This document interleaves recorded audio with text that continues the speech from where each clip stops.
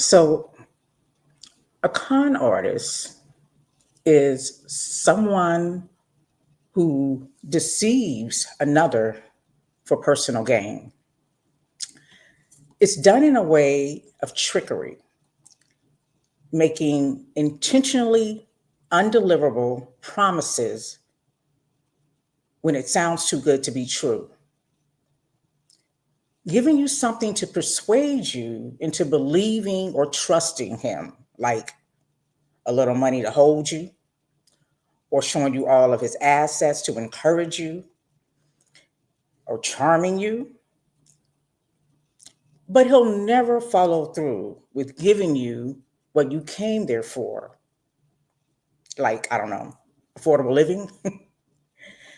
And when you question him about his promise, if he hasn't ghosted you, he'll just blame someone else. Right now, y'all, there's a man in leadership that can literally, and is, selling ice to Eskimos. I mean, this is why he loves the poorly educated. All right, I know. That's no way to start a show. So I'll start over and I'll be right back.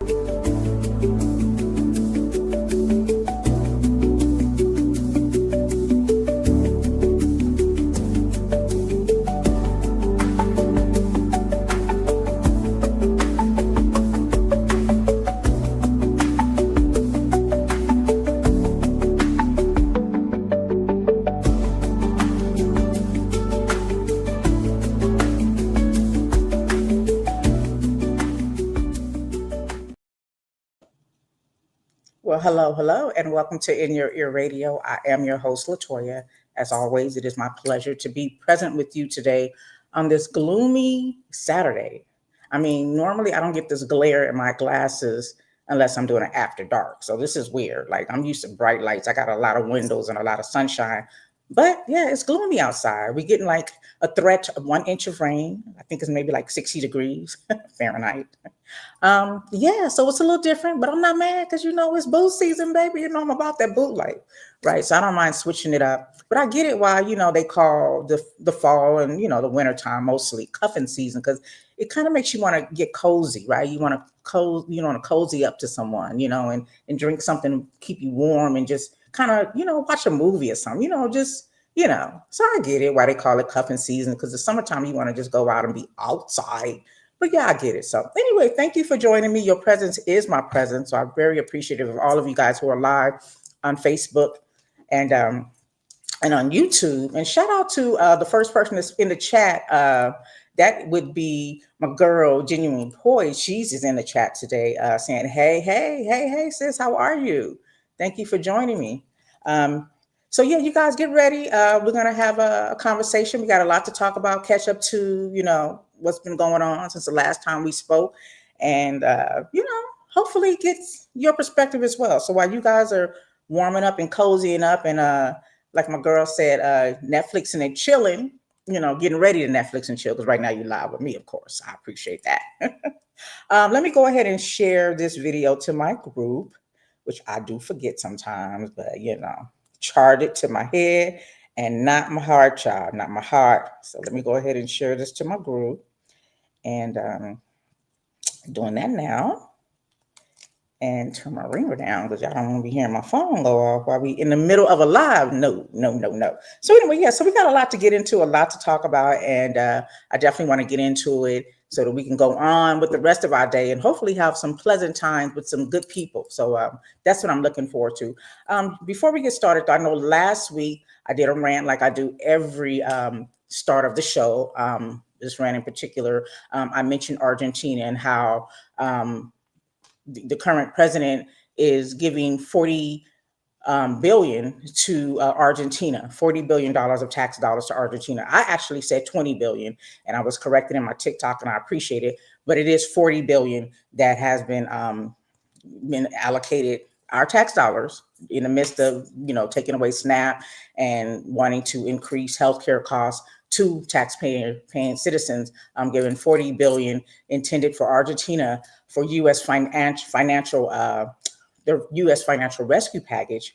And instead of giving that money to the Affordable Care Act for tax credits, and that's a sad shame. But shout out to our local congressional representative Stephen Horsford here in Nevada, who has proposed a bill to redistribute that money, pull it back from Argentina and put it into the Affordable Care Act for tax credits for American families, tax-paying American families, might I add again. I also mentioned MGT. If you guys aren't familiar with who she is, I just, what'll ring a bell to you is when Jasmine Crockett went trending discussing her after they were beefing, calling her bleach blonde, bad built butch body. So that lady, she is a congressional representative for Georgia. And I wanted to reiterate to you guys that she is now on an apology tour, like a lot of con artists. I mean, representatives maybe, when they're not getting their way, they switch up and they think they can come to our neighborhood. It reminds me of watching the movie Sinners, where we know, when they had the juke joint, right? And so the people there knew not to trust these people, but these people insisted that they were not those people and that they had something in common now, music, for example. And so they let them come in, and we know the rest. And if you don't, I won't spoil it for you. I'll let you go ahead and check it out. But I just want to reiterate to you guys that she is not a friend, and anyone who comes out who's been on the other side and decides that now they want to reach out to the people and sound more sensitive and just mainly pretending that they have the majority of people's interests at heart, when it comes to us with affordable care, health care, and subsidies and things of that nature. Nothing has changed. People do what they have to do to get where they need to go. That's what con artists do. And so I want to play this clip. Clay Kane from the Urban View lineup. He interviewed Jasmine Crockett. Again, she's a representative of Dallas, and he got her perspective on Marjorie Taylor Greene, because I think she can say it better than I did. So I just want to give you a perspective of who these people are, so you guys aren't getting fooled by what's happening, with people offering money and stimulus and all that. Remember who these people are, and their intentions have nothing to do with the wellness or well-being of us, of the majority of us, good people that just want to be able to have affordable way of life and living. So let me pull up this clip of what Jasmine Crockett said on the Clay Kane show in reference to Marjorie Taylor Greene, who's on her apology tour, or just trying to dog out the Republicans. Remember, she's a Republican, but now she's trying to act like she don't agree with what they've been doing, even though she's been voting and supporting them. Do you buy Marjorie Taylor Greene's mild transformation? Do you buy it? No, not at all. Listen, here's the deal. Marjorie, AOC and I have a difference of opinion about the Senate race and Marjorie, but we both look to that as part of kind of what's spurred this new change of heart, right? I personally believe that because there's not been a Republican that has really emerged as kind of having the ability to take out Ossoff in Georgia, who's up right now, what she's trying to do is better position herself. Her polling was really bad when it came down to the general election in Georgia against Ossoff. So definitely a Democrat's dream to have Marjorie be the one that goes up against Ossoff. And so it was for that reason that Donald Trump was like, nah, girl, sit down. Like, I'm not supporting you to run for Senate because she didn't have a pathway. But now that, this plain, I don't even remember his name, to be perfectly honest, this other random kind of Republican member of the House, he decided that he was going to run. He launches his campaign. No one in his campaign realizes that they didn't even spell Georgia correctly. So basically it was a failure to launch. So I think that Marjorie has seen an opportunity for her to hopefully come in and possibly be the nominee and be one that can be successful. So I think this is about the Senate run. There is recent reporting that came out from Daily Mail, I think, that said that she is eyeing a presidential run in 2028. Either way, she has decided to flip the script because she's decided that she wants out of the House and she wants elevation, whether that is to the Senate or whether it's to the presidency or whether it's to both. In fact, we just recently saw that there was new polling that came out in which she jumped over DeSantis and some others. So she's obviously making the headway because people are deciding that they want to be believers. But as Maya Angelou has stated historically, right? When somebody shows you who they are, believe them the first time. Do you, Believe them the first time. When they show you who they are, shout out to the late, great Maya Angelou, believe them the first time. So I just want to remind you guys, don't let them catch you slipping. Don't fall for the okie doke. These people are who they said they are, and they will, put on a disguise to get through. Y'all know the story of Little Red Riding Hood, who fell for the wolf, right? Okay, the wolf in sheep's clothing and things of that nature. So I just want you guys to be cognitive of that, because this is, it's really happening, and people are really doing this because they're very deceptive. The devil is the master of deception and the author of confusion. Don't fall for the okie doke. I just want to encourage you guys to remember that, okay? Also, I just want to remind you guys that tomorrow, if you haven't registered, I don't know if there's still room, but if so, I would encourage you to go and register. You can go to shantajackson.com to be a part of the Entrepreneur Reset. It's a day one. It's a one-day experience where you can get some help as an entrepreneur with just resetting and getting some skills to help you, build up your business and whatnot. So that is tomorrow. You can go to shantajackson.com to register. And it is from 9 a.m. to 4:30 p.m. Here in Las Vegas, Nevada, if you'll be in town. So I just want to remind you of that as well.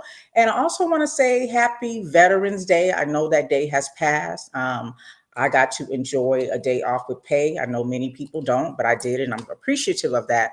Mostly appreciative of those who served and are still serving. I have many family members. I have grandparents that served. I have uncles and aunts. Uncles in particular, I don't remember any aunts, but cousins for sure, male and female, and of course friends that have served or are currently serving. And I know what a sacrifice it is, and so I do respect that, and I just thank them for their service. I always think about back in the day, they would have these commercials trying to encourage you to, trying to recruit you to be a part of the armed forces in some way or another. And I would see these sergeants yelling at people crawling through mud and going, doing certain activities and things and just screaming at them. And I was like, yeah, that's what I'm not going to be doing. So I don't know how anybody was encouraged by those commercials, but I just remember that, like, be all you can be or something it was. It's like, yeah, that's not what I want to be. Not in the mud being yelled at by some crazy ass white man. But so, I give a lot of respect for people who can buckle down and focus and not be whatever happens to you when someone is aggressive towards you in that way, trying to train you to be a soldier. So lots of respect for that. Some other interesting things, I was listening to some soldiers speak around the Veterans Day holiday. And I've been hearing this a lot now from veterans, that they feel uncomfortable when people say, thank you for your service. And in particular, these are Black men and women. And reason being is because a lot of them just feel like they've been hoodwinked and bamboozled, like the things that they've done haven't been of service to the American people, but to a particular small government with their own intentions that do not necessarily support the well-being of the citizens. So they feel a way about that, and they aren't particularly comfortable with being thanked for their service because they don't feel like they've done what they intended to do, which was to protect the United States of America. Basically, some of them, not all, I can't speak for every, but the one that I was listening to, the consensus is for some is that they protected the interests of a small government, be it, getting oil, getting opiates, getting land, getting power, getting people out of power. Nothing that in particularly supports the American people here in the United States. Even so, to the point where these people are coming back from war and being dumped back into society, being allowed to go and work in police facilities without any reconditioning into society. Because remember, as I spoke, they condition you. Once you go into, you enlist in the service, they condition you, they program you to think a way and to react a way and to be able to use weapons and whatever it is that they need to do to make you be prepared to do the job that you signed up to do.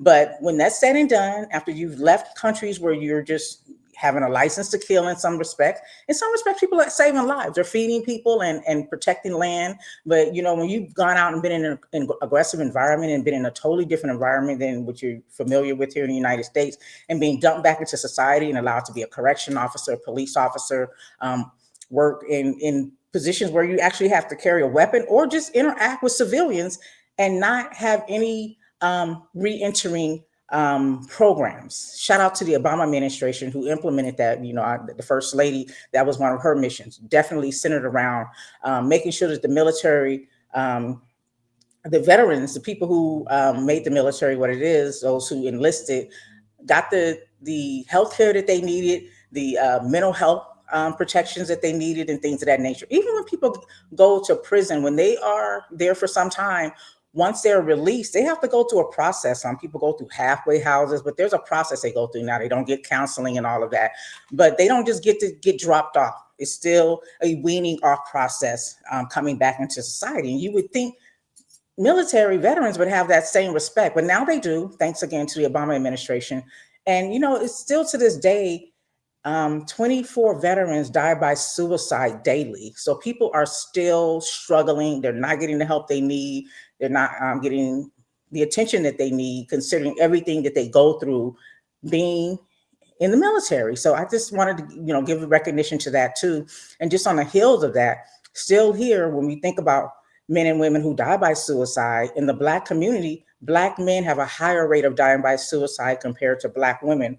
And so that's something I want you guys to consider too when we're thinking about mental health, because it's a thing.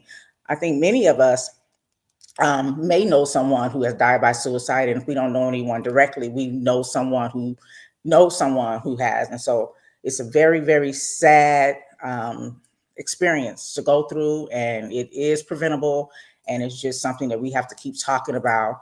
And hopefully the resources will become more common and available for people who just need some type of help. Everything costs money. You shouldn't have to pay for mental health assistance, but I understand, people get an education and they need to be able to feed their families. And so, but I'm just saying, if we have affordable health care or universal health care, those things can be covered through our tax dollars. So, if money is the issue, yeah.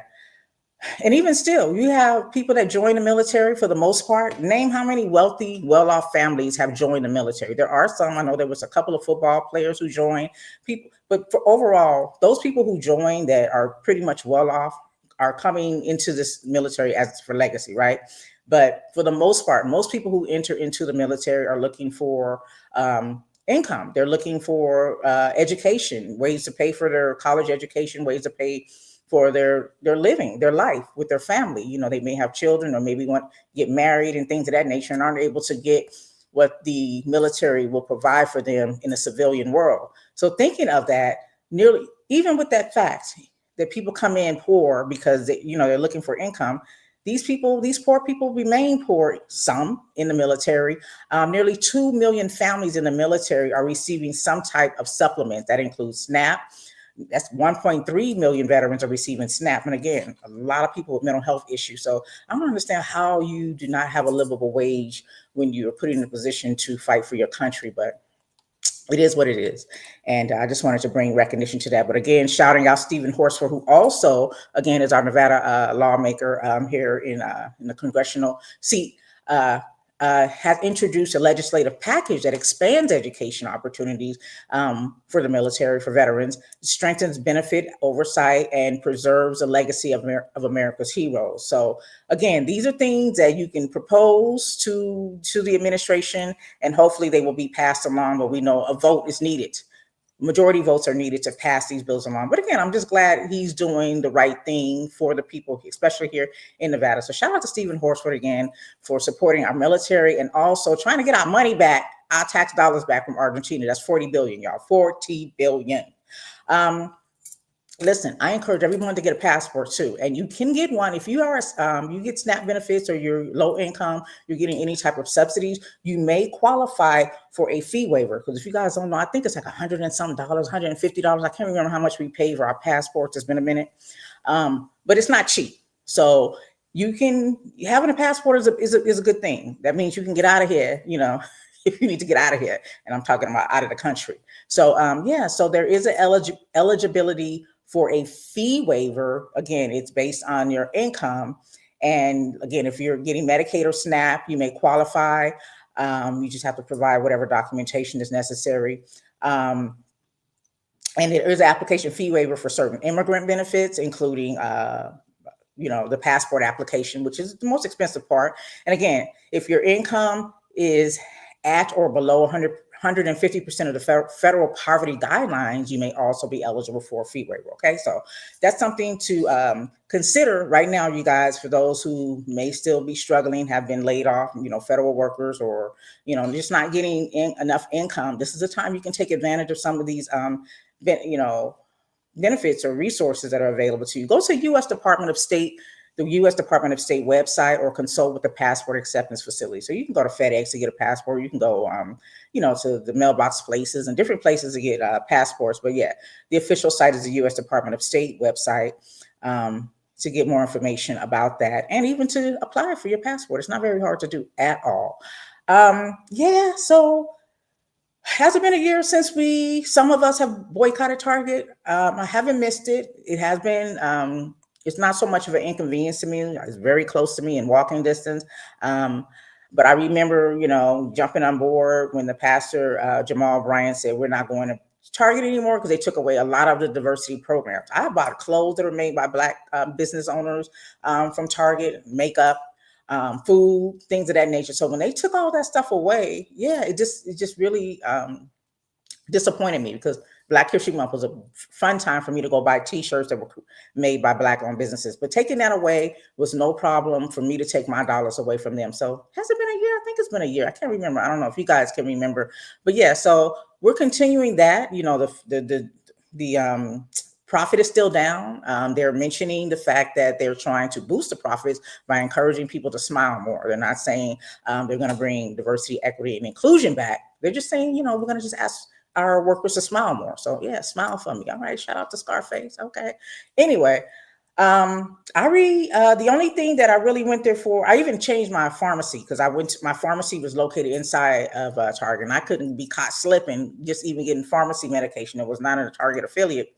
So, I had to go maybe a mile away from my regular location to pick up prescriptions or things of that nature. So I just wanted to mention that there is progress. There is between a moment and a movement of sacrifice. The difference between a moment and a movement of sacrifice, and we can do it, y'all. We can do it. And I just wanted to put that out there just to encourage those who don't find any positivity in boycotting, because this is coming around that time where this is the time where you can really, really hurt the people who are trying to hurt us, okay? Because they kind of trying to keep their pockets fat. You can't even take all this money with you. What you gonna do with all this money?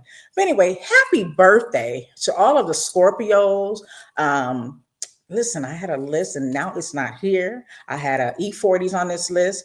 I think he turned 58. Yaya, if you guys remember her from America's Next Top Model, I think she's 43. I'm just trying to go off the top of my head now, because for some reason that information is not here. I don't know where it is, and I'll try to look it up. But anyways, and then there's one guy. What was his name? He was in in Black Panther. He's been in others. His birthday. Who else am I forgetting? Anyways, I'm sorry. But anyway, if you're celebrating a birthday, shout out to you. I love me some Scorpios. I got a lot of people that I love and like that are Scorpios, and I'm just happy to be present to be able to say that to you all. So shout out to y'all. This is also the anniversary coming up November 17th of the Jim Jones massacre. Speaking of cons, right? If you guys don't remember that was a Jonestown massacre that happened. I'm not talking about the rapper. He wasn't even, 1978 was he born? Possibly. I don't know what year he was born, but not him, not the rapper. Okay, I know he be on his thing, but not the rapper. This was another man. I think he was a white man. I can't remember his ethnicity in particular. I know he was not Black.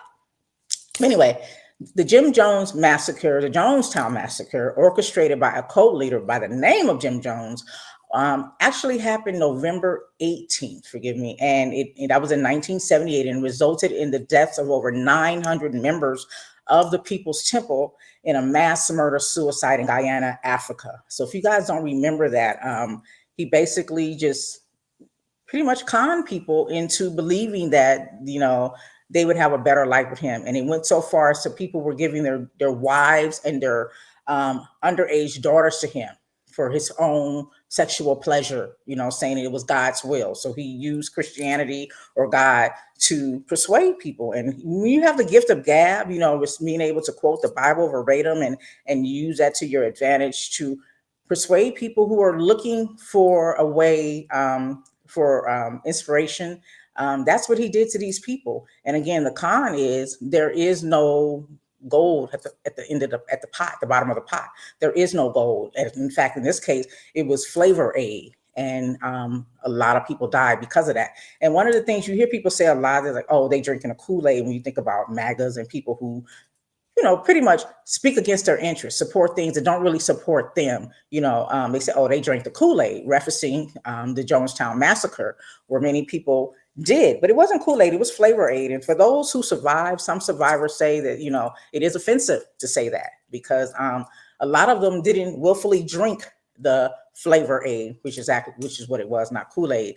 They were held on and forced to drink it and succumb to their death. So, when we're talking about all the things that are happening in our lives today, I know a lot of us try to just eject from the day-to-day life. And I encourage you not to spend your waking morning and to the sunsets focusing on all the ills of the world. But, when we're talking about these things, I just want to remind you that it's all relative. What we're experiencing right now, as they say, history doesn't repeat itself, it rhymes. This stuff sounds the same because people use these same tools. They're tools that work to manipulate the masses, to manipulate enough people to get their way, to con them into getting what they want out of the people, and then they get ghosts or they kill them.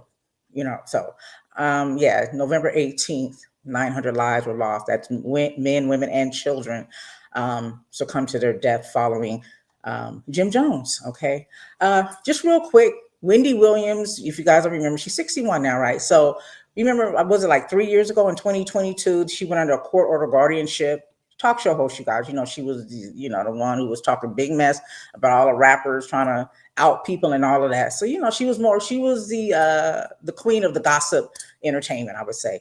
But yeah, so in 2022, they said that she was incompetent and that she had a FTD, which is a diagnosis that means basically she could not manage herself. So she went under a guardianship based on this, under a lady by the name of Sabrina Morrissey. And she kept fighting that for years and years and years. When you're under a guardianship, it basically, as an adult, it means that you cannot make informed decisions for yourself. And so the state takes over your financial, your money, they take over your healthcare, they take over your physical, they take over everything. So she was housed where she probably didn't want to live. She couldn't spend her money the way it was allocated to her.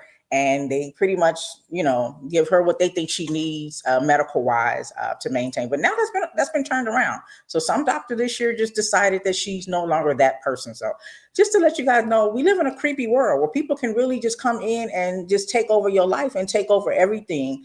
And I'm sure there's some protections out there that could probably prevent the state from doing things like this. Because I watch a lot of conspiracy movies where people will do stuff like this just to take over, just label you crazy and then just take over all of your things. So anyway, I just thought that was a crazy story. And I'm going to be following that because I want to see if she goes back out into the world independently and does she go back and have a talk show and blah, blah, blah, blah.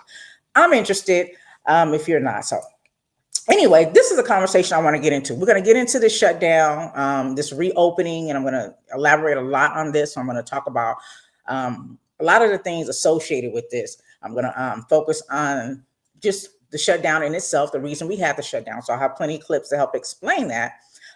Focus on the reopening and what that means to us and to others.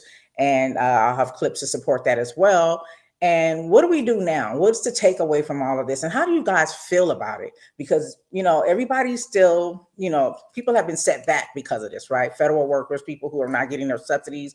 And of course, since medical costs have gone up, some people have probably dropped their healthcare insurance, and then others are just, paying 3 times as much as what, $1,800. I mean, in some cases, I've seen different things.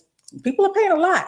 And I don't think that's fair. And I can't understand what red-blooded animal human, because we do fall under the animal category as humans, would want people to pay more for healthcare. Like, how does that help? How can you sleep good at night knowing that people are paying more? I understand those power that be, the Congress, the Senate, they don't have that issue, but how is that okay for other people? Forget that you're Democrat or Republican, but how is that okay? Okay. Shout out to GB who's in the chat who said, "What's up?" Is that who was that? That was Martin. Yeah. Okay. Yeah. Yes, they are getting a kickback. And I'm going to get into that because I want to talk about Jackie Rosen. Thank you for joining me on Facebook, Mr. Jones. And yeah, they're getting kickbacks. But how do you still sleep at night knowing that people are not going to be able to afford healthcare? And people think, oh, it's not a big deal because, I'd rather have money and food versus healthcare. But yeah, right now you good, some of us, right? But 3 years later, when you haven't had your regular checkups, when you haven't had your mammograms, when you haven't had your prostate checks, and then you having all of the symptoms and you go to the doctor because now you can't just pop ibuprofen or take pain medication to get through your day. You really have to go to the ER with no healthcare and no money to pay a copay. And they tell you only have 3 days to live because you haven't had the proper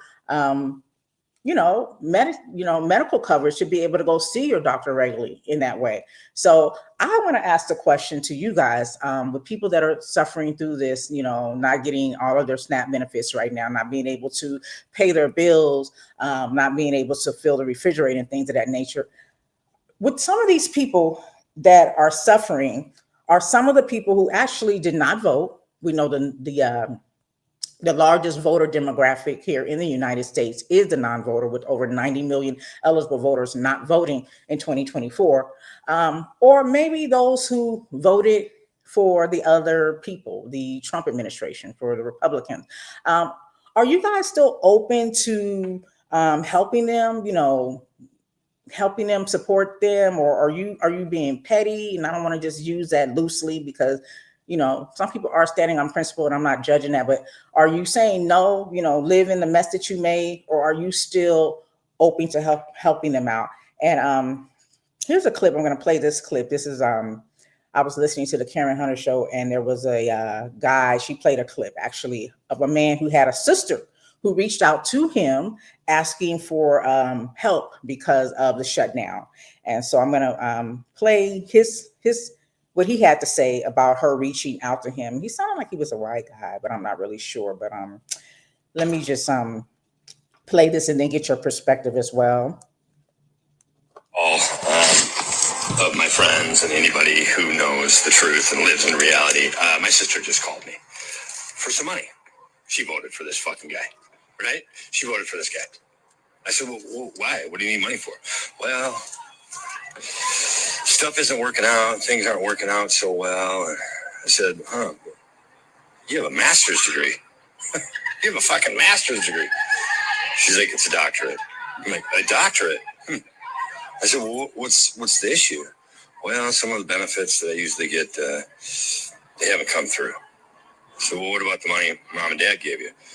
Well, that's gone. I got addicted to online slot machines. I said, so what do you need? She said, well, just like what I would normally get, like $275. Didn't show up today. And I said, you know what? You voted for this. I know.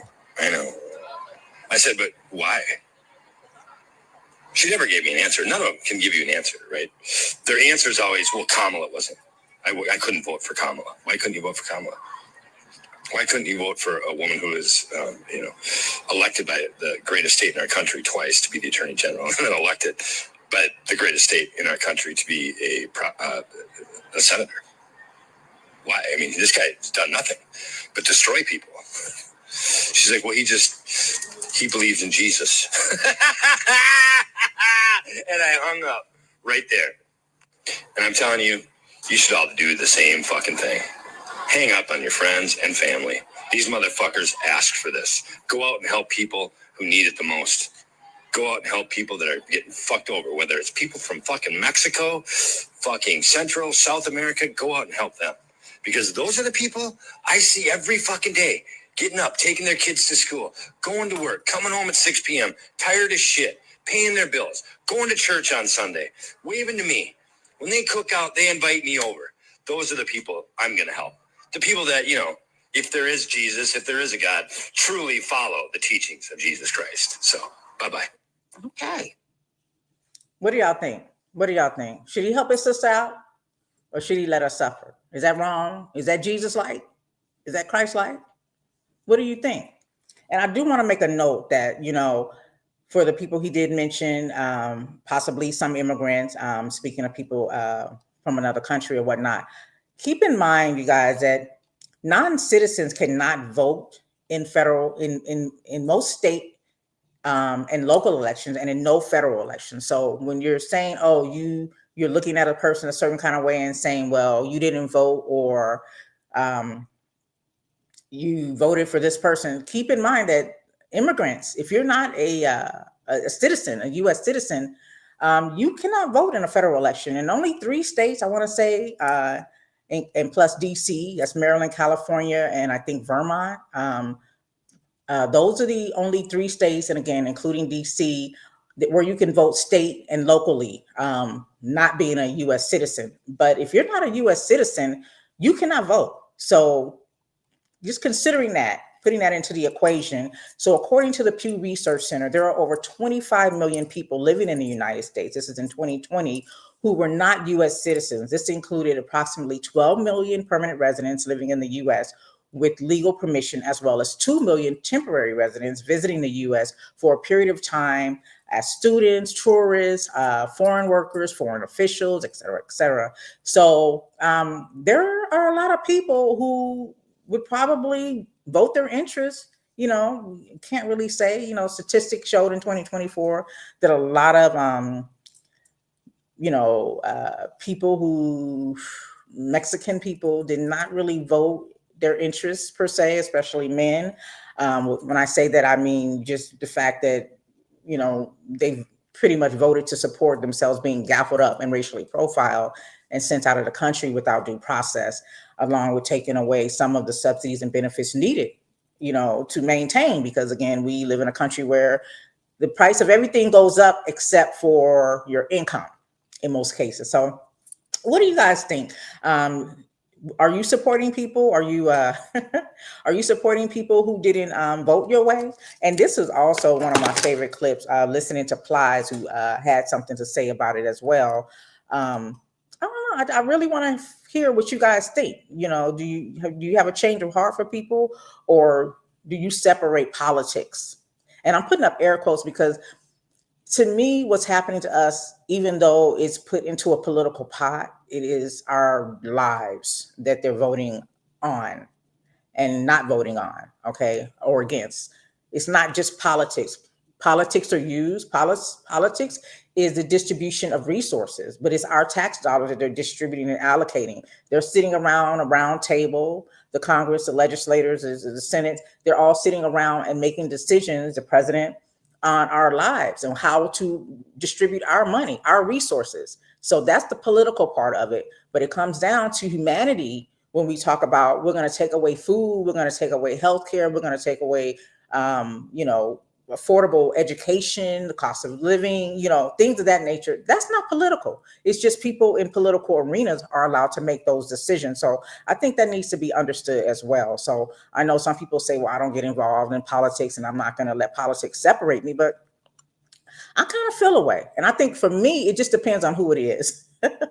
It depends on who it is, how much love I really, really have for them, and the situation. Because some people that didn't vote, they really, just were in a situation where they couldn't focus on that they were trying to figure out how to eat. You know what I'm saying? They didn't have the right people around them to encourage them, maybe. And then you have some people who are just woefully ignorant, and maybe they have a change of heart. Maybe not, but you have those people too. So I don't know. You guys let me know though. Are you supporting people who didn't support their interests now? Are you have sympathy for them? Are you okay with that? So this is what Plies says. Since I haven't heard it from y'all in the chat yet, I'm gonna let you know what Plies got to say and what how he feel about people who didn't vote or voted against their interests per se. Hey, just real quick. I just seen it on the news, but they was interviewing somebody, and the lady, she was crying and just talking about how she gonna feed her kids, and took the SNAP away from her. And I'm a very empathetic person, for sure. But I've been telling myself this the last couple of days. I said, man, you know the only people that I'm really sympathizing with right now, who's experiencing, high grocery prices and SNAP being taken away and trying to figure out how they're going to feed their kids and, waiting in the long lines in the airport, 3-4 hours. And the only people that I'm really sympathizing and empathizing with is the motherfuckers who didn't vote for this. Who didn't vote for him. I ain't no motherfucker for this. Who didn't vote for him. The other 70 some motherfucking million people, I'm not motherfucking sympathetic for that. And I'm going to tell you why I feel that way. Because I believe with everything in me, if this country had to redo this same goddamn election that happened 11 months ago, I believe with everything in me, these motherfuckers would do the same thing again. And the reason that I say that is because they hate that motherfucking black woman more than they hate what they currently going through right motherfucking now. They hate her more than what they currently motherfucking going through right now. And I believe that with everything in me. And for me to believe that and to feel that motherfucker, see, you tricked me. This motherfucker, this country, I was motherfucking optimistic. I think that's the right word. I didn't think this motherfucker, I just didn't think this country was who I motherfucking thought it was. It tricked me, but it'll never motherfucking trick me again. And by me understanding that, I feel the way that I motherfucking feel. Hey, just real quick. That's how he feel. That's Plies. Y'all know he's known for his being a rap artist. He been in the political arena, giving his 2 cents for a minute now. He been saying some stuff that makes sense. And I feel him on that. Especially on the part where he says that he thinks that these people will still vote that way again. You're gonna have a few that are awakened, they're woke, they understand now, they get it, okay? But then you have those who just really, I don't know, it's something about having the hope of being of the 1 to 10%, that they feel like if they vote in that direction, then they will one day have an opportunity, right? It's like being an athlete, with the millions of athletes there are out there. Most of athletes are aspiring to be in the NFL or NBA, to be in the big league, whatever sport that may be. But we know the percentage is very, very low of those who are actually going to leave college or high school and go into the big league. But still, people work hard towards that goal because they think they may be that golden child. Okay. I ain't trying to, rain on nobody's parade, but that's the reality of it. But some of those people, if they're wise and intelligent, they'll have a backup plan, because if you know the statistics of getting into that arena, then you also know the probability and the possibility is slim to maybe none. And that's not to say that you can't, because obviously some do, but to have a backup plan, have an education to fall back on, so that you'll be able to work and still be able to maintain and maybe even maybe if not as much or more, or, a livable income to be able to take care of your family if you don't make it. But overall, I just think people are just hoodwink and bamboozle, and they really don't, for those who vote against their interests, they really don't understand. They drinking the flavor aid. They drinking it. And it's a buzzkill, y'all. It's a real buzzkill, because last week I was on a high because we went out and we told those who voted in those states, Virginia, Michigan, Mississippi, New York, Maryland, they let it be known. That's under when we had a shutdown. That was under the shutdown. We were not so-called reopened yet, but under the shutdown, people were voting. They were voting in these states in the midterms and voting for mayors and governors and people in positions of power. And they voted majority, and overwhelmingly majority Democrat. And so the Democrats were like, yeah, we got to win. But the message was clear. It wasn't about voting Democrat, supporting the Democratic Party, but voting against the Republican Party, who didn't give a shiznai about their life, about their health care, about their income, about their jobs. They made it very clear that they were not going to bend when it came to increasing health care. And so what you got is people saying, oh, okay, that's how you feel. Well, let's vote you out of here. Since we hired you, we can fire you, right? And so they went out and they did their part. They voted their interest. They voted against a party that was adamantly, vehemently against supporting their majority constituents. These people who are holding out and making it so that the Affordable Care Act dissolves and that not even an extension. They wouldn't even vote to give it an extension for at least a year. We're supporting the interests of a small minority of people who are supporting their campaign. So they hoes, basically, they hoes, and they being pimped, and they said middle fingers up to everyone else who voted for them. Because keep in mind, you guys, I don't care how much money you got, you only have one vote. I don't care how many lobbyists support you. Each lobbyist only has one vote. So that's what we all have in common across the board, rich, poor, gay, straight, tall, small, skinny, fat, whatever. That's what we all have in common is one single vote. If you're a millionaire, you don't get an extra vote. If you dirt poor, you don't get lesser vote. You don't get a fraction of a vote. You get the same one vote that everyone else gets when it comes to voting presidency or voting for whatever local offices there are. That's the one thing we have in common. And the majority of people who vote are not wealthy people, are not even rich people. And so you have representatives in office who have been paid for by people with their one vote who have more than $1 in their pocket. They got a lot of money. And so that's a hoe. You letting somebody pay you so you can do tricks for them. And left you behind, didn't even try to compromise. And so then we're on this high, right? So I look at this and I think it reminds me of kind of like when I'm watching boxing, like it was a stare down. So it was a shutdown and it was a stare down. The Republicans was face to face with the Democrats and they were staring each other down. And you know how I go, whoever's eyes unlocked first, you the weak one. So who eyes unlocked first? So we went from being strong, showing hell no, we won't go, to we unlocked our eyes first, okay, in the staring match. And so here the Republicans said, yeah, you called uncle, okay? So y'all just Terrence Crawford Canelo'd me, gave all the belts back after all them wins? Yeah, come on, stop playing games. And this is the thing, and I respect, love, and respect Jasmine Crockett. You know, further just adding to the interview that she did on the Clay Kane show. She even said that she understands why people get discouraged when they say the Democrats or all politics, it's a game, and all politicians are the same, or this is why they don't get engaged, or they can't really trust the Democrats, and blah blah blah. But that is not. Just paraphrasing from what she also included in that is not a reason not to stop fighting.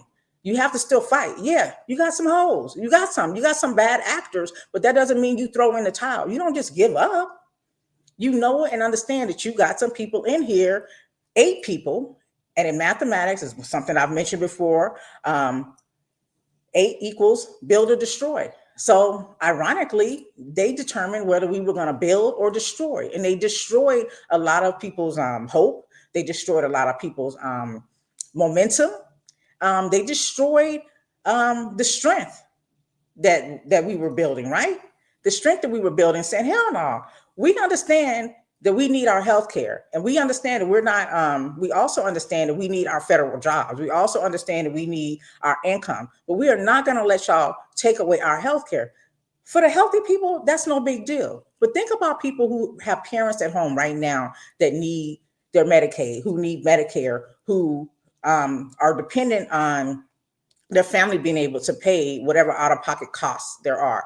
Those people are suffering because they have to still pay the same bills the rest of us have to pay on top of healthcare because they're family members, their children, they have children, your wives, your spouses. There are people who currently are using this healthcare system to the fullest because they're trying to stay alive, okay? And so they understand those, and I don't need to have that life experience to understand that, but for those who need some type of context, they understand that what's at stake. Like, we need this. Under the, people were saying, oh, policy. Kamala didn't have no policy. And I'm like, who are what? What?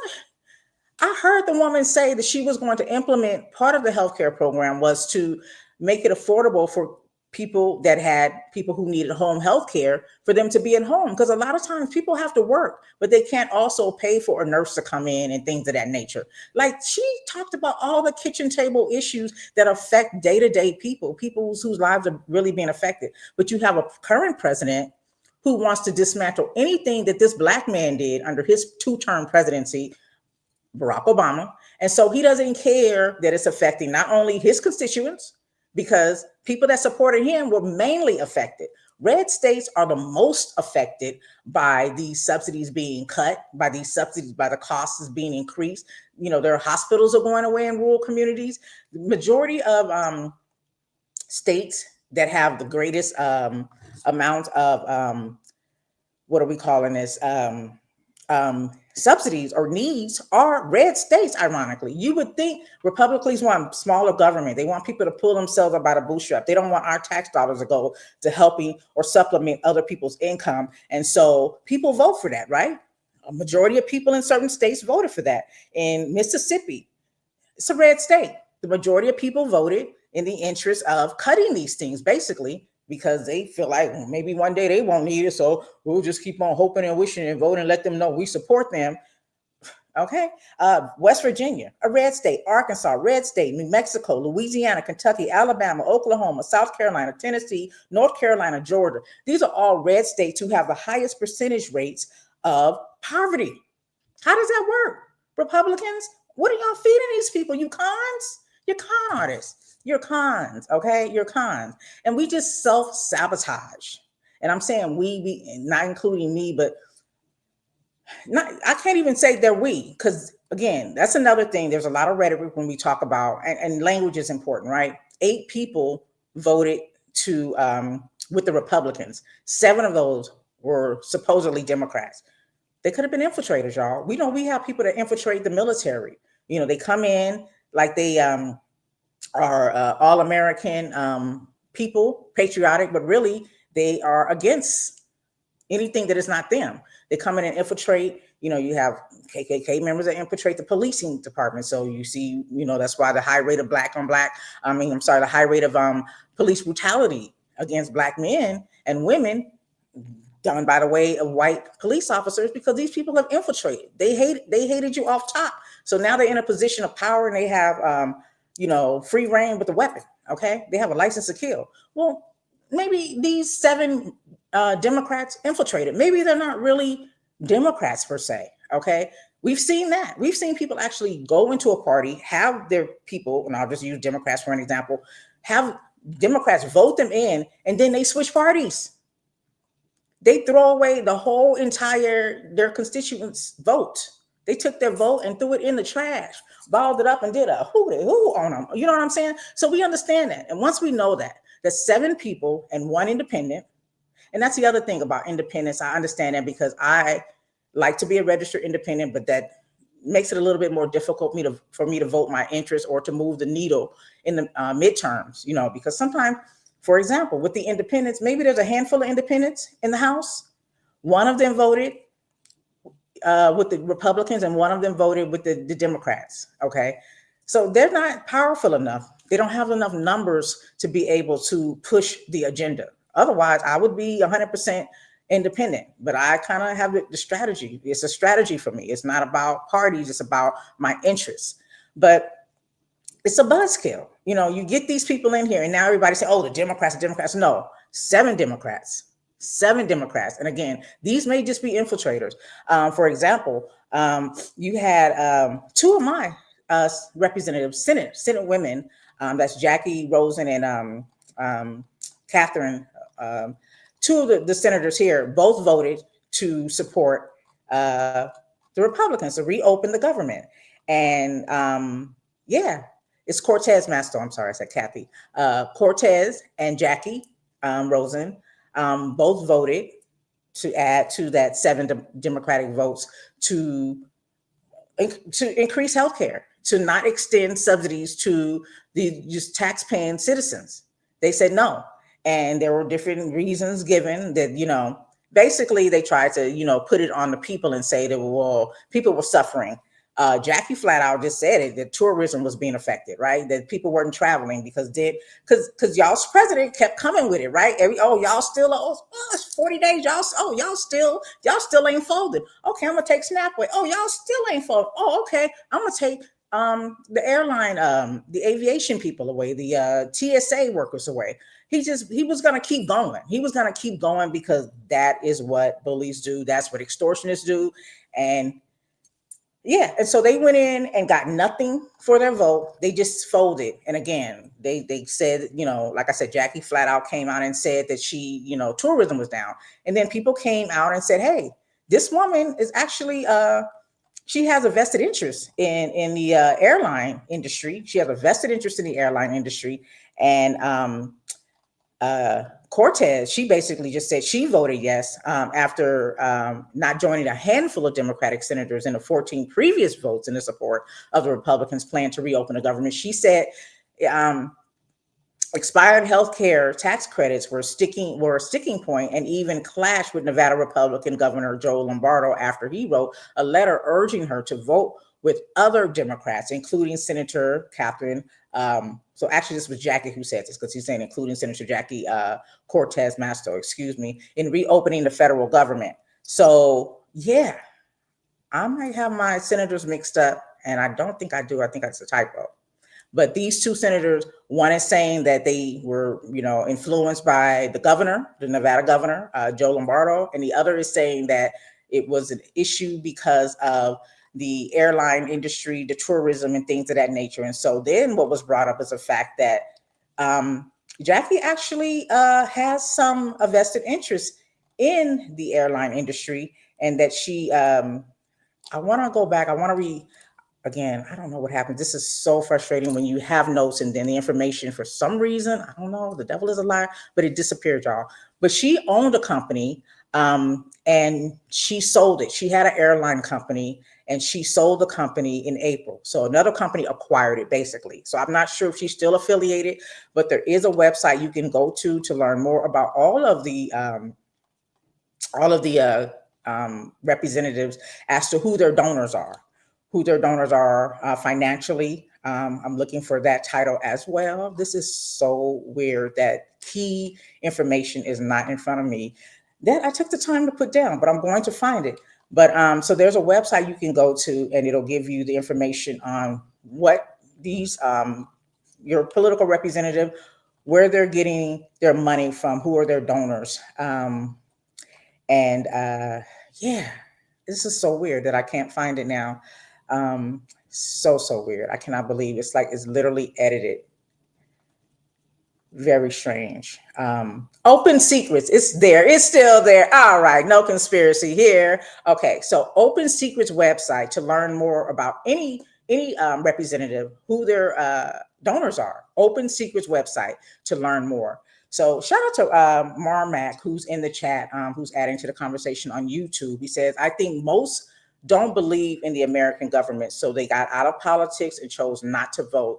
Then there's others who are misinformed and vote solely based on misinformation. Agreed. And this is why there's so many things that we can talk about every Saturday. This is one day a week that I come out and spend an hour and a half plus sometimes with you all. We can talk about a whole lot of other things, but it's on my heart to continue to talk about this as I need people to understand politics to some degree, civics to some degree, and not be discouraged, because politics, again, is the distribution of resources, which happen to be your tax dollars. Remember, taxing came about because the government needed money to fund a war. And if you go and do the knowledge now, you'll see that most of your tax dollars go to the military for war, not for those veterans, not for those people who are actually serving and maintaining and doing the work, but just for whatever exchange or extortion that they want to do. I threw extortion in there too. But the majority of our tax dollars go to fund wars. And y'all's president even changed the Department of Defense to the Department of War to further let you know, shout out to Steve Harvey, that That's what he's here for, a war. And which is something, in some cases, people are fearful that this man, because he thinks that he's going to do another term, is trying to incite a war. You see him over there messing with Nigeria. You see him over here messing with, another country, South American country is leaving me right now. But you see what he's doing. And some people think that he's trying to incite a war because in the event that there is a war, then the military, then the president, there cannot be a vote on presidency, basically.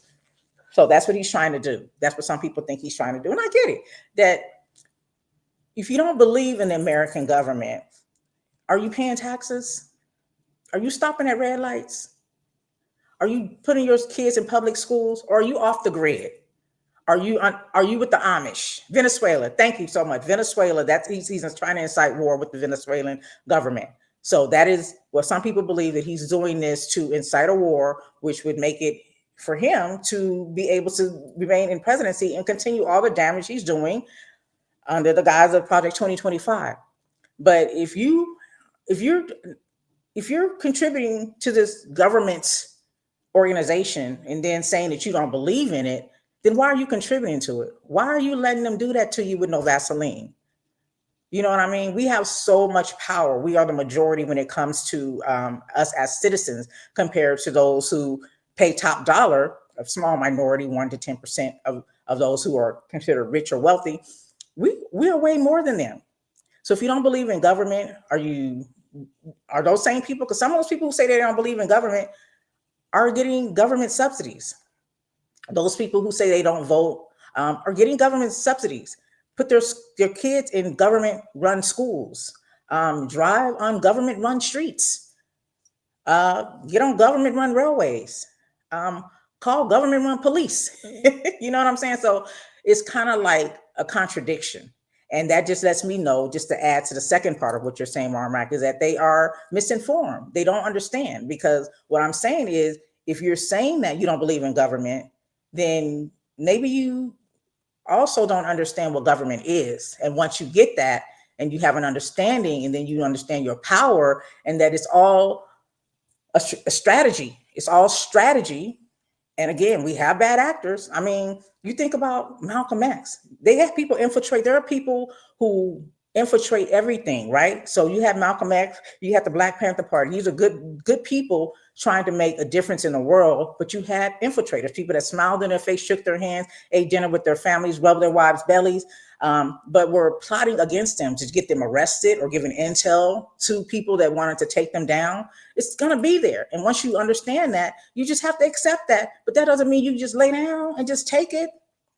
You don't do that. And so that's why I spend a lot of time on Saturdays when we could be talking about so many other things. And I do try to mix it up, and I enjoy mixing it up because there's so many other things to discuss. But I spend a lot of time on this because I want to bring this to my platform in layman's terms. I don't want to use big words or big terminologies. I want people to get it. And while y'all are getting it, I'm getting it too, because I didn't come here to discuss politics when I decided to have a radio show. It was definitely built around social justice, because, you know what I'm saying, that's in my spirit.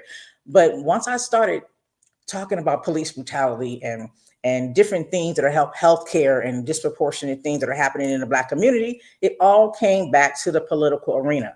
And again, politics is just a distribution of resources, and our resources are our tax dollars. You got wealthy people in positions, they got a whole pot of tax money, and they're using it however they want to use it. Again, Open Secret's website to learn more about any person in the house where they're getting money from. So I looked up Jackie, and it didn't say anything specifically. They had a different company names, but none of them rang a bell about aviation. But I did. Rumor has it that she had a vested interest in aviation, in the airline company. Jeannie, which was one of the other people who voted to with the Republican Party, and also who else was it? Jeannie, Jackie, and Kim. Those people, they are saying, have a vested interest in the airline industry. And like I said, Jackie outright said it. She was concerned about tourism. Okay, she worried about her money. The cold part about it is, how much money do you need? What can you do with all this money? What you can't take it with you. I mean, you got Jeff Bezos' ex-wife giving away millions in the hundreds at a time because She just got that much money. She's giving it to HBCU. She's giving it to other nonprofits. You can't do nothing with all that money. Why are you such a hoe for money? I don't understand it. And then you have these again. I talked about this and I'll reiterate this because I want this to sink in too, you guys. That you have these corporations that that support, they fund the Republican Party that says they're the party of conservation. Conservatives. They're conservative. They're conservative with their money and your money. Okay. They don't want you to have it. They want to keep it. That's what conservative is to them. And so they're the party of, conservative and obviously some type of religion. It ain't our religion, but they got their own, but they put Christianity on it. A different Christianity, but they're the conservative party. So they say, pull yourself up by the bootstrap. We want less government. So it's okay to have government when you want to pull the military into urban communities. It's okay to have government when you want to take away SNAP from people who don't vote your interest. It's okay to have government, and I'm talking about the Republicans, when you want to increase healthcare and all of the other things that government does. It's okay to use government to your advantage. But when it comes to helping the people who actually voted you into these damn positions, then that's a problem. So you have places like Walmart that spend a lot of money supporting getting their people in, getting their people in positions, because part of how these representatives get into office isn't necessarily based on their skill set, their education. You see, you got a whole ass president that don't have no political experience. Then you had another person running for president who happened to be a Black woman who had experience in all three branches of government, extensive experience. Okay, vice president, attorney general, governor. I mean, not governor. Attorney general, vice president, and one more. That tells me now, but three branches of government. Anyways.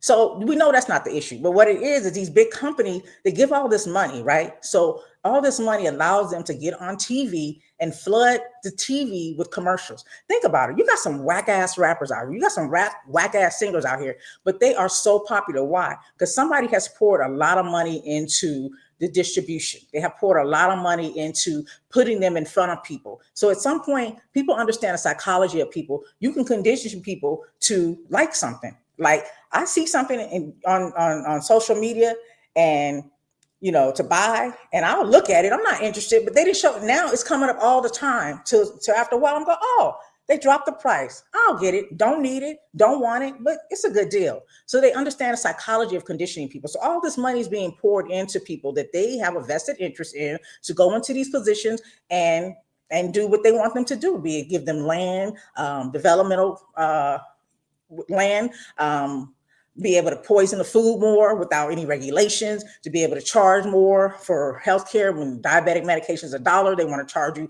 $50 million. And I'm being facetious, but it's very, very high. And all of these things. So that money is what allows them to get into your ear, get into your head, and get into your mind. And then you just go with the most popular person. This person must be something, because every time you look up, that's why people got so off the rails talking about trans, because every time you turned on your TV watching your favorite show, the next commercial was talking about trans. Even though, name out of the 100 people that could be watching, how many of you guys even know anybody that's trans, even had a trans experience? But you voted, you went into that voting booth thinking, no, I don't want my kid to go to school and go into school with a wee and come out with a poo nanny. Literally, this is a real thing people think. And what you really are concerned about is being able to feed your family, being able to make enough money to have a house, to have a place to live, to be able to go to the doctor when you need to go to the doctor, to be able to get your kids an education. Those are the things. So this is why these companies pour this money into it, because they can be influential in getting people to vote in their interests, because a lot of people don't pay attention. So hopefully my platform helps. Walmart, for example, like I said, they pour a lot of money into these Republican institutions. And here, yeah, the Pooh Nanny, yeah, you know Pooh Nanny. That's Winnie the Pooh's grandma. Pooh Nanny, don't be thinking nasty. That's Winnie the Pooh grandma.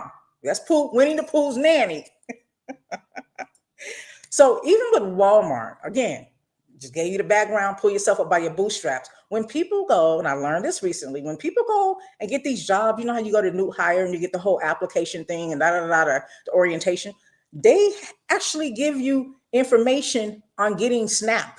They actually give you paperwork on getting These are the low government people. They are actually giving their workers information on how to qualify for SNAP and on how to get Medicaid. Okay, so these same people who are in our ears telling us, okay, that you can pull yourself up by the bootstrap. They work around these systems by not paying you 40 hours, because if they pay you 35 hours or more, then they have to pay health insurance, which they don't want to do, but they do want to see it increase because they make money on the back end through stocks and investments and blah, blah, blah. But they don't want to pay you. They want to pay you very, very low wages and then go to the government and they'll give you SNAP and they'll give you Medicaid. This is what I need people to focus on when we talk about government, understanding this level of government, because these people don't care about us. They don't care about us. Okay. And you know what? I don't listen to a lot of hip hop, but when I think about how much money there is in this world, I think about that song. I think what is it? BIA or BIA? I know Nicki Minaj is on the remix. It's a whole lot of money. When that song come on, it's a whole lot of money in this month. That gets me lit. That gets me lit. And I reference that to the United States of America. There is an abundance of money. No one should be unhoused. No one should be struggling. I talked about Cuba. They are a socialist society. Doctors are making the same amount of money as a janitor, but nobody's homeless and the streets are clean. Make it make sense. Make it make sense.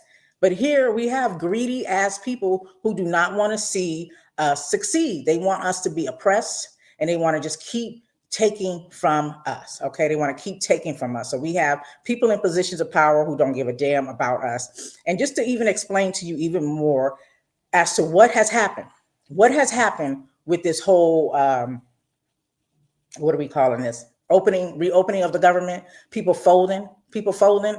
I want to play a clip of a man, and just a heads up, y'all done already heard some profanity, so might be a little too late for a disclaimer, but I think he says it, the MF word, he says the mother effer word, he uses ass, but ass is in the Bible. I think in the Bible they do talk about a donkey, so you know what I'm saying? It's not really a cuss word to me. And then when you talk about the MFer, I mean, that's how we got here, by MFers, right? So, we don't want to, there's nothing wrong with that, is it? That's not a bad word, is it, to be that? I don't know.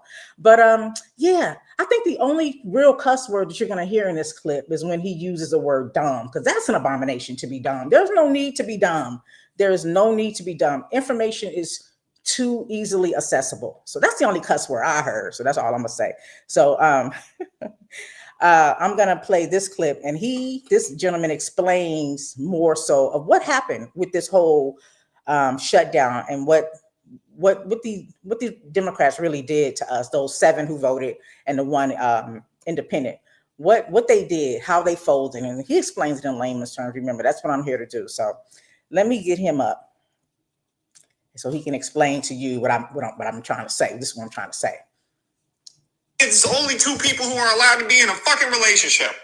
So there was a government shutdown for 40 days. Now they're working on a deal, and I'm going to go ahead and break down what's happening in relationship terms so you can understand. So the Republicans, they are an abusive boyfriend. And the Democrats, they are a dumbass, helpless bitch who won't leave. And us, the American people, at least the ones who are on the left, who can read, we are the best friend of the dumbass, helpless bitch. And we are like, please, for the love of God, just listen to us. Dumbass, helpless bitch never listens to us. Dumbass, helpless bitch always says she's going to listen to us, make some real changes, but then does the same shit. Abusive boyfriend said, bitch, you got it too good, actually. Actually, I'm going to start rolling some of this shit back. And I'm cheating on you, by the way. Dumbass, helpless bitch took a stance. Said, nah, you're not going to keep cheating on me, and then make a deal to not only not get better, but to actually make things worse. I'm not getting back together with your ass. Everybody else, all the Americans who are on the left who can read, are like, finally, this bitch standing up for herself. She stands up for herself for 40 days. We're proud of her, too. We're like, hell yeah, no, don't let him back in your life. Then we open up Instagram one day, and we see on her story, she posted a picture. Captioned, my man. We look in the man in question, that same abusive boyfriend. So we're like, what the fuck happened? Did he make a change? Is he going to do anything better? Is he going to stop cheating on you? No. Dumbass, helpless bitch is like, nah, he's not going to get any better. But what can I say? I was ovulating. Like, damn. Now us, the angry best friends, are like, well, then what the fuck was all this shit for? What was that 40 days for? You might as well just stay with him then. And the dumbass helpless bitch is like, well, he said that he's going to be more considerate of my feelings in the future in regards to put it in writing. Obamacare. And now we're just sitting here like, bitch, ain't no goddamn way this motherfucker is about to be considerate of shit. He's been cheating on you for his entire administration. And then dumbass helpless bitch does what dumbass helpless bitches do. Sit there acting dumb and helpless. And we're just sitting here. Listen, he went off, but where's the lie? Okay, look, and a bitch is a female dog, so that's not a cuss word either. I stay with me now. Stay with me. So I mean, in layman's terms, that's exactly what just happened.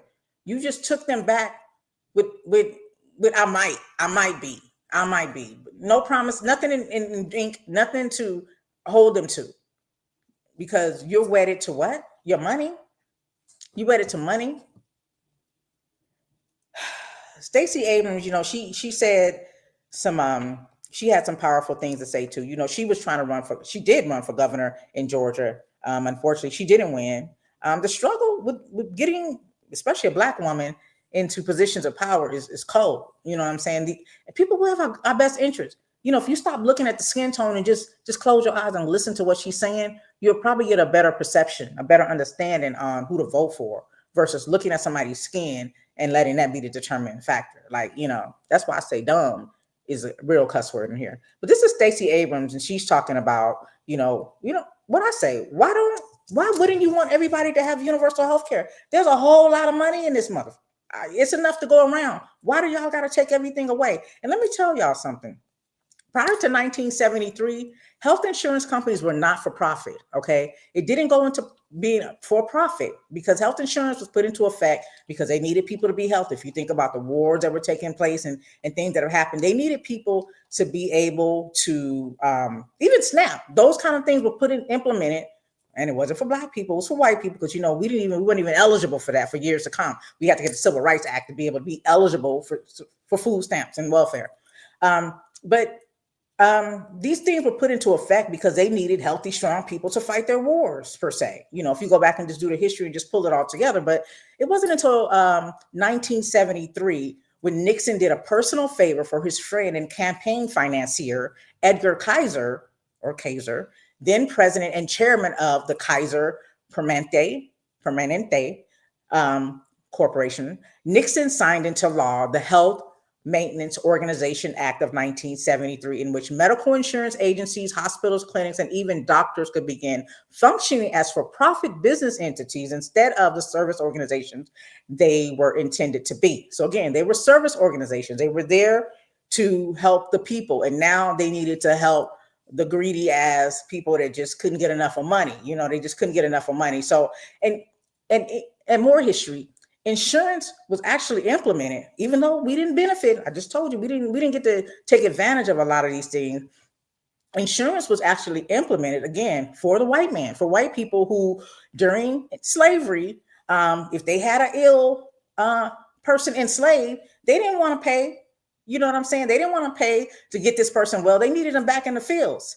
And so they came up with insurance plans to be able to supplement Republicans, to be able to supplement whatever the costs were to get that slave back in that field to pick that cotton. Okay. And then on the back end of that, if the slave didn't make it, if he passed away, went on to be with the Lord, they had life or death insurance. That way, that slave owner didn't lose because they considered them property. I mean, it was in the Constitution. Black man and woman was considered 3/4 human. 3/4 or 1/4. I always forget. I don't know why, no matter how many times I read that, I can't get the number right, but y'all can go look it up. Anyway, we was not 100%. It was a fraction of a human. And so we were considered property. So they implemented insurance. Insurance was brought about to ensure that once that enslaved person died, they could reimburse. So when you wreck your car, you can get some money back, right? Okay. If something happens with your house or somebody steals your property, your insurance covers it. That's how insurance came into effect.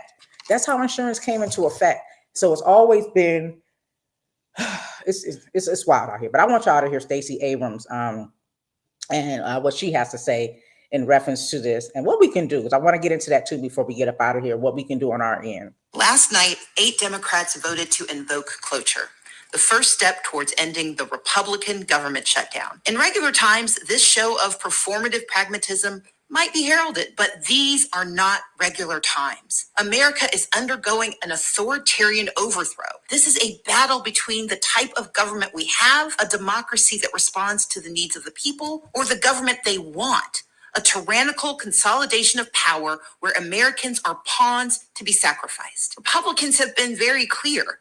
They will starve children, the elderly, and the disabled in order to fund billionaire tax breaks. They will risk millions of families going without health care rather than extend a tax credit for 1 more year. This isn't about politics. This is about power. Yesterday's decision tells the GOP that if they are mean enough, cruel enough, and patient enough, we will give up. Their fear isn't the Affordable Care Act. It is that this is a program that shows how democracy can deliver. They saw the same elections we saw, and they saw that people are hungry for better, that affordability isn't a buzzword, it is a demand. And so in this moment, we must fight where our leaders will not. Health insurance isn't a luxury, and their willingness to strip it from us is wrong. And we have to believe that we are entitled to right. We can mobilize our neighbors to overwhelm all of the electeds who are not doing what we need to have them do. Now it's time for them to do the right thing and just fix it. I'm asking you to post or screenshot your premium hike, but please cover up your personal information and then tag your members of Congress. Use the hashtag Just Fix It. Let's flood their inboxes and their mailboxes with our stories. We have to keep up the pressure. This isn't going away, but we. And that's the important thing, you guys. I know it feels like you're helpless and hopeless, but we don't fold. We don't give up. We didn't come this far to come just this far. And you see how they're setting us back. You can use the 5 Calls app, and it'll get you. It'll help you find your senator if you don't know who your representatives are. It'll even give you verbiage to say to them. Like if you sit, most of us carry this phone around everywhere we go. It's just that simple. You can get on that phone and call them. You're going to get a voicemail. You're going to get a secretary or somebody answering and leave your voice message saying you're not with this. Always revert back to Eminem on the Wash, how he kept calling Dre, like cussing him out. Like just be in a dark room and just let him have it. You know what I'm saying? You ain't got to be belligerent, but you know what I'm saying? Sometimes you just got to get in your vibe, you know what I'm saying? And tell them, I'm coming for you.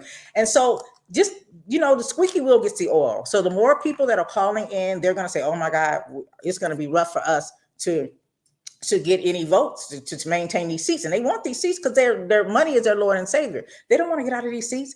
For the Senate, every 2 years, unfortunately, the two senators in Nevada who voted against the interest of their majority constituents, their terms don't end until 2029 and 2031. So they're not going to be up for re-election until 2028 and 2030. And then they have 6-year terms, and the Congress has 2-year terms. So very few of those who voted, of the 8, are up for re-election in the midterm. So they were slick with it, right? They had nothing to lose per se, and maybe they can clean it up and do an MGT. That's a Marjorie Taylor Greene, somebody I talked about earlier in the show. They can go on an apology tour and clean it up because we're so forgetful of what people do to us. As long as they give us $10,000 or $2,000, that's another thing. Y'all's president, once they decided, once they got those 8 votes and were able to reopen a government and keep what they wanted, this man goes on his Truth Social and tweets. Okay, he tweets that all air traffic controllers must get back to work now. Anyone who doesn't will be substantially docked for those air traffic controllers who were great patriots and didn't take any time off for the Democrat shutdown hoax. I will be recommending a bonus of $10,000 per person for distinguished service to our country. For those that didn't, but complained and took time off, even though everyone knew they would be paid in full shortly into the future, I am not happy with you. You didn't step up to the help the USA against a fake Democrat attack. That was only meant to hurt our country. You will have a negative mark, at least in my mind, against your record. If you want to have service in the near future, please do not hesitate to be quickly replaced by true patriots who will do a better job on the brand new state of the art equipment, the best in the world that this is getting crazy. The best in the world that we are in the process of ordering. The last administration wasted billions of dollars doing. Again, the last administration wasted billions of dollars trying to fix antiquated junk. They had no idea what they were doing. Again, to our great American patriots, God bless you. I won't be able to send your money fast enough. To all others, report to work immediately. God bless America. President Donald Trump. Oh, yeah, if this ain't reality TV, can't even do it like this. You can't make this stuff up. That's our president. That's who some of y'all voted for. That's what he's saying. And I hear he's giving out 10,000 checks, $10,000 checks, and is promising 2,000. That's why I'm trying to remind y'all, don't fall for the okie doke. Take the check, cash it, spend it, turn up, invest it, do what you do. But they don't get our vote. They don't get our vote. You don't get to extort. You don't get to con for my vote. You don't get to bully me. Okay. I need y'all to focus on that. I need y'all to remember that. So many other clips I want to get into.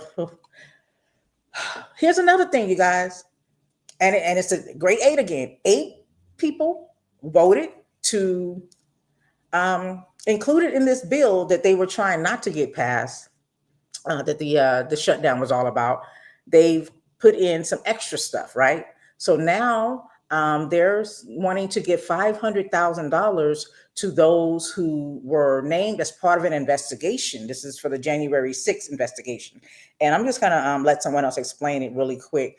Another representative who can say it better than I can. How about that? So let me just get her in here.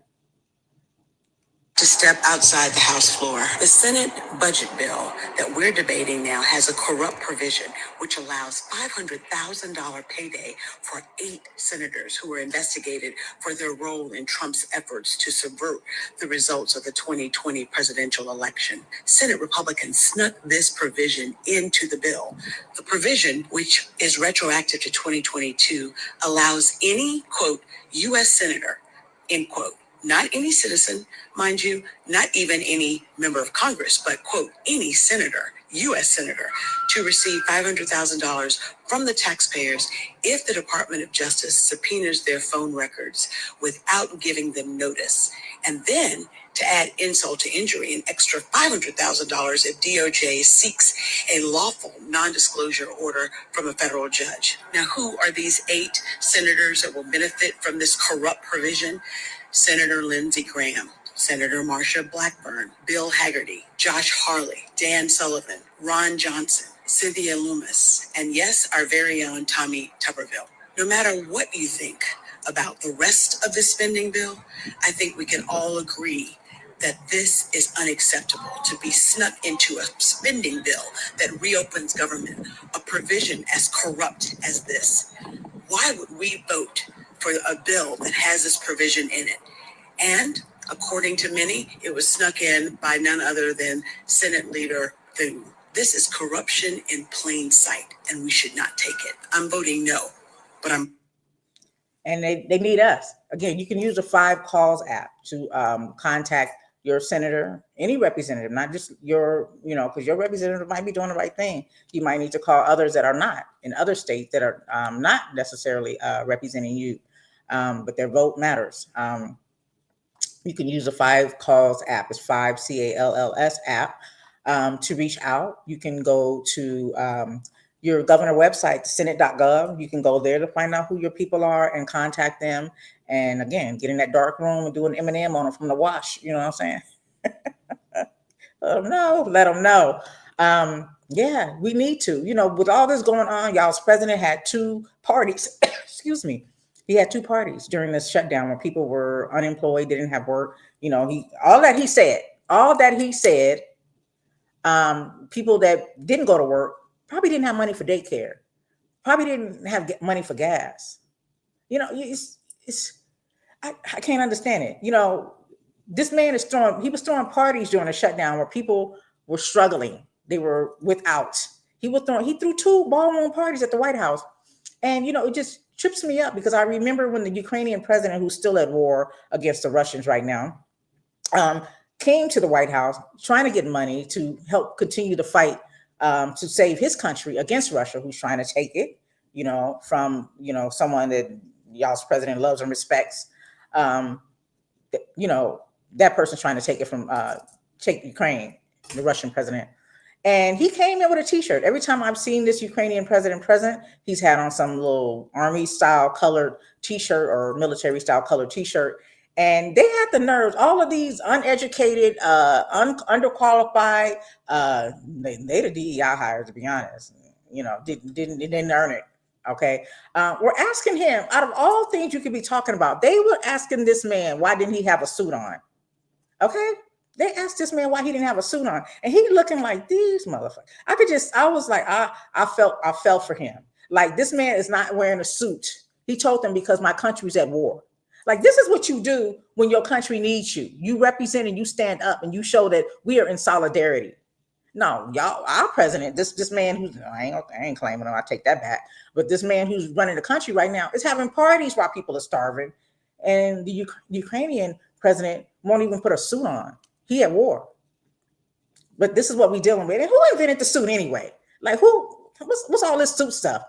You know what I'm saying? Like, this is some British stuff. I just learned that it came out in the 1700s. Some man by the name of George Bew Brummel, he created it. And King George the Fifth, or whoever he was in England, loved it so much. And it just became a phenomenon. It became a phenomenon. And since the 1700s, suits been a thing. And the thing about these suits is, in the early 20th century, it was a big deal. People really wore suits everywhere. You remember how people dressed up to go to the airport? Think about that. We complain now because a lot of us come from that era of people, being a little formal when they got out in public, especially Black people, because we were succumbed to a service industry where we didn't get to put on our finest. So when we went to church, when we go to church, when we step out, we step up, because that's the only time we really have to dress up. But yeah, these suits was invented by some British people, brought into the American culture. They didn't bring them wigs though. Wigs still over there. I know I'm a little off topic, but I just wanted to mention that. Like, you got a whole president who turning up, throwing parties, and taking away people's subsidies and taking away people's jobs in comparison to a real leader. And I just want you guys to stay motivated and know that you can still fight. You can still fight with your vote. You can still fight with your voice. Again, calling people and letting them know how you feel. When you think about the Montgomery bus boycott, that went on for 2 years. And shout out to community, because that's what we saw during this shutdown. Some people will tell you, well, I'm glad this happened. Maybe we needed him to be president. That's just like, to me, I get it. Like, there's some good. There's always a rose that grows through the concrete. You know what I'm saying? We don't die, we multiply. We fight through adversity. We have survived a lot. And I'm talking about Black people in particular. But that doesn't make it okay, what's happening. That's just like a woman, God forbid, her child gets hit by a car and now this kid is deceased. But all along she kept fighting. We need a stop sign. We need a crossing guard. And nobody did anything. So her child had to die. And now all the community got together. And now there's a stop sign and a crossing guard. So you telling me it was okay for her child to die because now we got what we needed, when you could have just did what you were supposed to do in the beginning? That's all I'm saying.com. So for all those you said, this is what we needed, you ain't suffered enough. You haven't suffered enough. And Lord knows I don't want to suffer. And I don't want to see other people suffer, especially people who fought for this not to happen. You know what I'm saying? So yeah, it's so much more I could talk about, but I try to keep it to an hour and a half. And I just appreciate you all that engage me and just let me get some stuff off my chest. And just say what I needed to say. And hopefully you guys picking up what I'm putting down and you understand where I'm coming from. And it's encouraging you to get more civically engaged. There's different levels. There's different levels to what we can do. The bare minimum is voting and calling your senator. Again, you got the 5 Calls app. You can go to senate.gov to look up any information you need to contact these people and at least let it be known. If you don't do anything else, you blowing up their phones, you filling up their voicemail boxes. They understand what's at stake, and they understand that there's a price to pay for what they're doing to us. Okay, we went in here being pragmatic. We went in here with that's all you heard after all of these states won so big and made their voices be heard as Democrats just a week ago. And pragmatism is a thing, right? We got things accomplished. We got things accomplished. And now we take a step back because I will call 8 infiltrators. They folded on us. They folded on us. And hopefully things will get better as we move along. But I also want to say that for those of you who say that the president has no power, do y'all see what's happening now? Do y'all see what's happening now? Okay, let me go ahead and say thank you, because what more can I say? What more can I say in my Jay-Z voice? Thank you all who again engage me, who listen, who chat, who share, like, share, and subscribe to my YouTube channel, please. Again, thank you so much. And let me get my applause in here for y'all. Let me get my applause in here.